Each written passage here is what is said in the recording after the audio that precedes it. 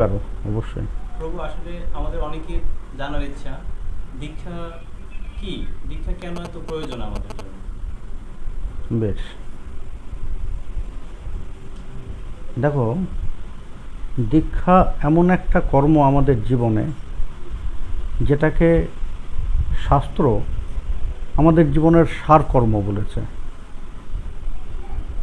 নারদ পঞ্চরাত্রে এই দীক্ষা প্রকরণ, গুরু প্রকরণ, এইখানে গিয়ে দীক্ষা বিষয় বলতে গিয়ে বললেন যে প্রপঞ্চ সার প্রথিতাত্র দীক্ষা সংস্মার্জতে সংপ্রতি সর্বসিদ্ধই ঋতে জয়া সন্তত যাপি নোপি সিদ্ধিং ন যদাস্যতে মন্ত্রপূব।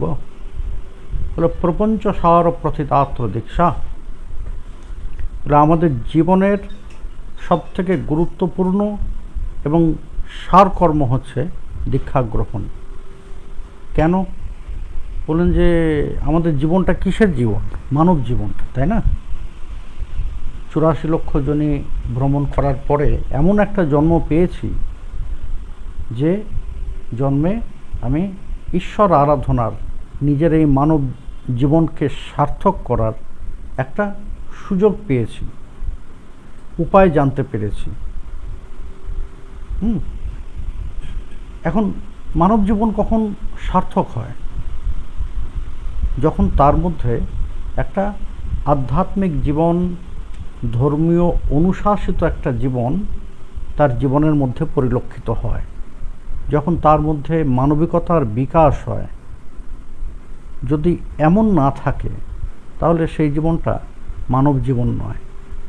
আহার অনিদ্রা ভয়মৈথুনঞ্চ সামান্য মে তৎ নরানাং পশূনাং ধর্ম হিস্তেষাং অধিকং বিশেষ ধর্মে নহীনা পশুভি সমানা। বলেন যে আহার, নিদ্রা, ভয়, বংশবৃদ্ধি, এ সমস্ত কিছু মানুষ এবং পশুর একই। তাহলে মনুষ্য কেন শ্রেষ্ঠ? তাহলে আমরা মানবরা নিজেদের কেন শ্রেষ্ঠ বলতে পারি? ধর্ম হিস্তেষাং অধিকং বিশেষ। মানুষ তার জীবনকে একটি ধর্মীয় অনুশাসনের মাধ্যমে এগিয়ে নিয়ে যেতে পারে। তার একটি আধ্যাত্মিক জীবন থাকে, সে ঈশ্বর আরাধনার যোগ্য এই দেহটা। এই জন্যই এইটাই হচ্ছে মানবের শ্রেষ্ঠত্ব, এইখানেই মানব জীবন সার্থক। আর যদি কেউ এই মানব দেহটা লাভ করেও ওই ধর্মাচরণে প্রবৃত্ত না হয়, তার কোনো আধ্যাত্মিক জীবন না থাকে, তার কোনো ধর্মীয় অনুশাসন না থাকে, তাহলে সেটা পশুর সমান, পশুভি সমান না। তো এই আধ্যাত্মিক জীবন আমরা আরম্ভ করি কিসের মাধ্যমে? বলেন যে এটাই হচ্ছে দীক্ষা গ্রহণ।